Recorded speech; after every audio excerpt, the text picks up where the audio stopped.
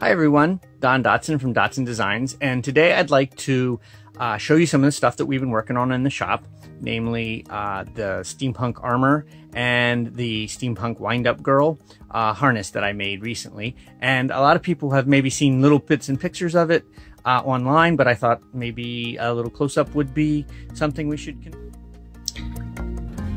Alright guys, so here we have the sort of faraway view of the steampunk armor. It's really just a pauldron at this point.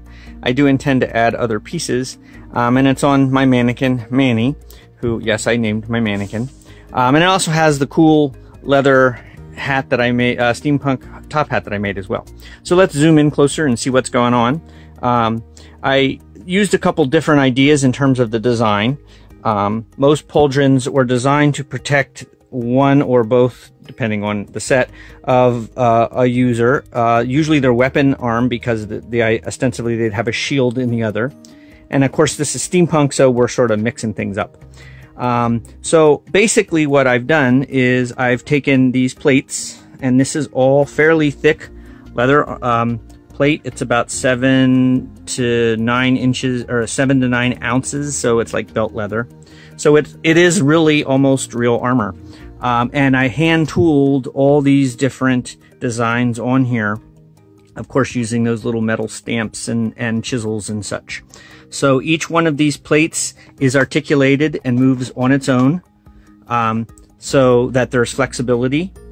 The design is something that I've sort of taken from a couple different sources. So I wanted to get the idea of like, what would a really luxurious gentleman wear at court, say, or if he was going to visit the king and queen. He wouldn't wear sort of battle-worn armor, he'd have sort of like dress armor. So that's the idea. So we have all the tooling that I've done all by hand, and then I've gone in and done differential dyeing and painting. It is not gold leaf, it is just gold paint, but it does accent, bring things out.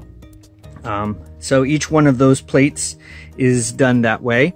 And then we have this top plate, which is for custom by me, my very own idea that, well, if I'm a tinker, because, you know, I'm a leather worker, I'm always crafting cool stuff, then maybe I should have my own insignia of like, what did the Crafters Brigade or the Tinkers Brigade have in terms of an emblem? And that's what I came up with. So you've got the lightning bolt, the cross lightning bolt and wrench over a gear with the wings, because of course we would also work on airships and stuff like that.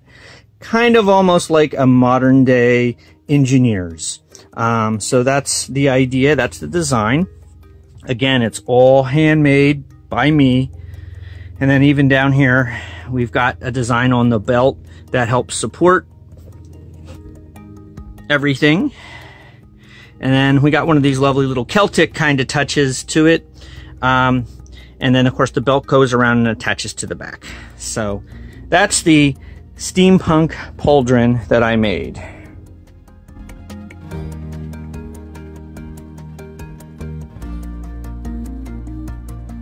Another thing that I'm really quite proud of is the Wind-up Girl, or the Wind-up harness. And the idea is that this would be a person who's an automaton, and we designed a harness that went over the person's outfit, their costume. My friend Jessica helped me to model this, and so it's going to look way less cool and glamorous on my mannequin. But it was something I wanted to do to sort of show, well, some of my skills. So of course we have the front, which is your basically a standard harness. And then of course I put in some tooling details. So we have all of that, of course, is hand tooled.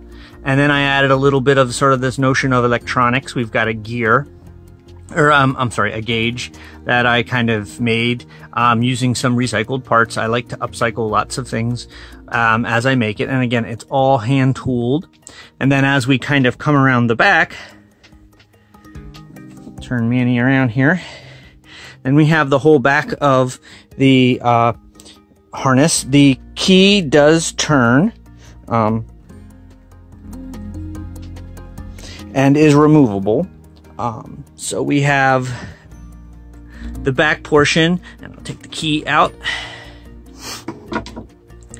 And then we can see that, again, I added some tooling on there, and then a lot of upcycled and recycled parts. This is a flange or a trim piece to a lamp for a ceiling.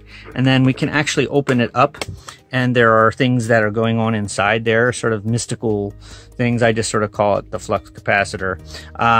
But I intend to, this is sort of phase 1.5 of the project. I intend to actually add some gearing in there and a ratchet sound, as well as maybe even the idea of making it move.